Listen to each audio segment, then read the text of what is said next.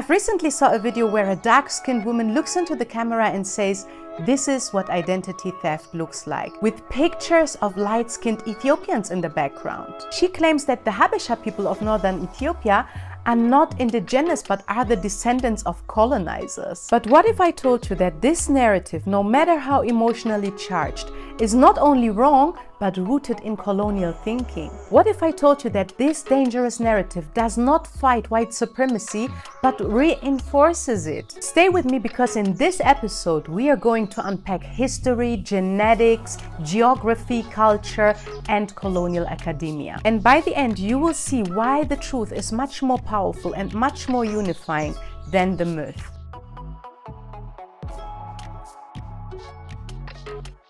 Welcome to Plan B, Back to Africa. My name is Wayne, and on this channel I share my journey of leaving behind Germany to settle here in Nairobi, Kenya, together with my 2 children. I am a cultural anthropologist and historian in African studies, and whenever I travel, I put a special focus on the history and the socio-political realities on the ground, which I love to share with my audience. Now, let's dive straight into today's episode, and I want to start by saying that colorism is real in Ethiopia.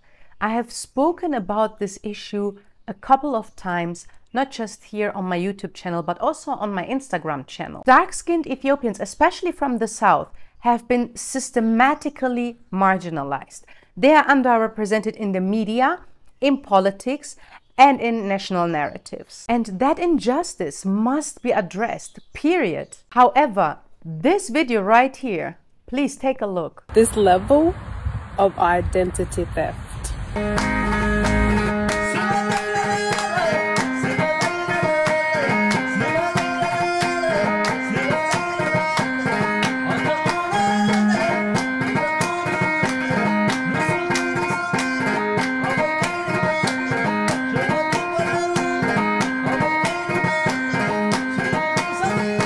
Let me show you the indigenous faces.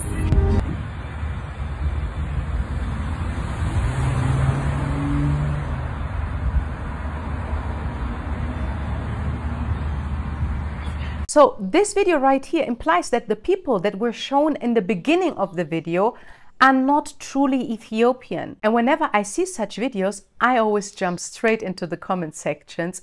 And there was one person who asked, well, if these people are not Ethiopians, who are they then? And then somebody else responded to this comment with the words, "the kids of colonizers."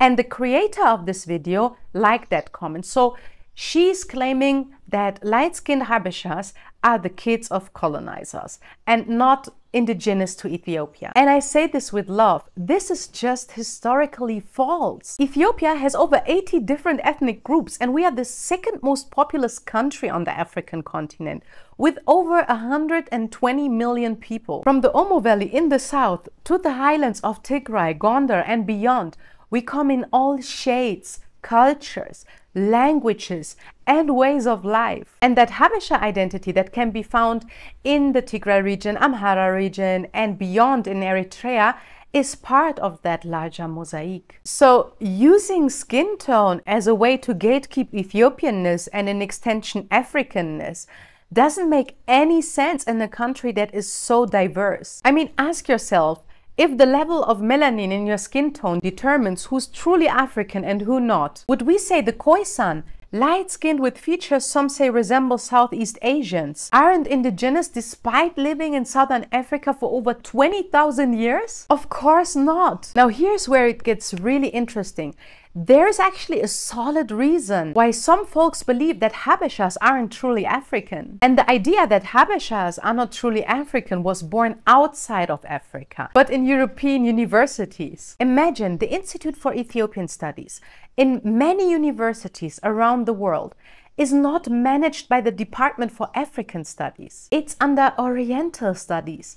Think about that. Ethiopia, the land of Aksum, of ancient kingdoms, of written scripts and early Christianity, was studied, interpreted, and explained by European scholars through a deeply Eurocentric lens. And their logic was, how could Black Africans build such amazing and sophisticated structures, develop their own writing systems, and adapt Christianity on their own? Surely they must have been invaded and influenced by Arabs. And this false narrative got repeated so much in academia, in textbooks, in documentaries, so that even some Africans began to internalize it. Sadly, we were programmed to associate anything that is civilized with Europe or the Middle East. And by the way, this is the same logic that was used to strip Kemet of its Africanness. Repeating colonial lies doesn't make you woke. It makes you an unintentional messenger of white supremacy. Now, let's look at what science actually says. Modern genetic studies show that Habesha populations are genetically distinct from other Africans. They carry a mix of ancient African and ancient Israelite ancestry. And this mixture likely came through the Red Sea trade,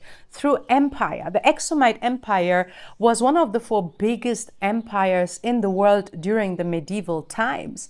And it came through religion and migration over 3,000 years ago. Their languages are derived from Ge'ez, which is Semitic and related to Hebrew and Arabic. Again, due to ancient contact and not recent colonization. But that doesn't make them less African. Cultural connection does not erase African identity. It just proves how global and connected and incredibly diverse Africa has always been. Next, let's look at geography, because geography doesn't lie. The northern Ethiopian highlands are situated at over 2,000 meters above sea level. Perfect conditions for farming teff, a staple grain for the highlanders. The light-skinned Ethiopians she portrays as children of colonizers in her video, they have been farming teff in the mountains for thousands of years. And the dark-skinned Ethiopians from the Omo Valley groups she showed in her video, they are mainly agropastoralists, growing sorghum and herding cattle, which thrive in lowland ecosystems. So please ask yourself, can sorghum grow in the cold mountainous terrain? And can cattle herding thrive on steepy cliffs? The answer is no. Then how could the Omo Valley people have ever been the original inhabitants of these highlands? The truth is, the dark-skinned Omo Valley groups that she has shown in the video have never lived in that mountains. The people she portrays as kids of colonizers,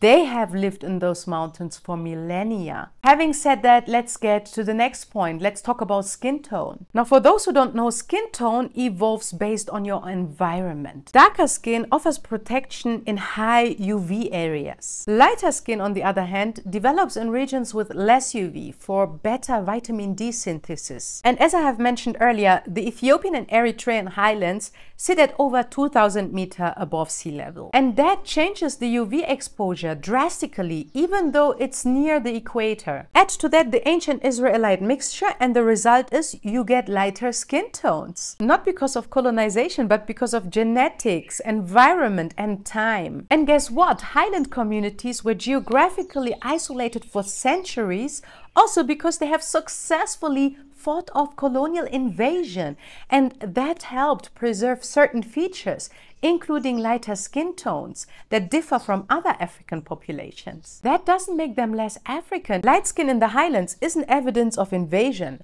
It's evidence of natural adaptation and historical contact. Last but not least, let's get to the question, what makes someone indigenous? In my opinion, indigeneity is not about skin tone. It's about ancestral continuity in a region. The light-skinned highland Semitic-speaking groups have lived in those mountains for thousands of years, long before colonialism. They built civilizations adapted to their geography. And most importantly, they didn't displace the Omo Valley people. They lived in different regions suited to different lifestyles. I mean, serious question, fam. How many thousands of years does a people need to live somewhere before they count as indigenous?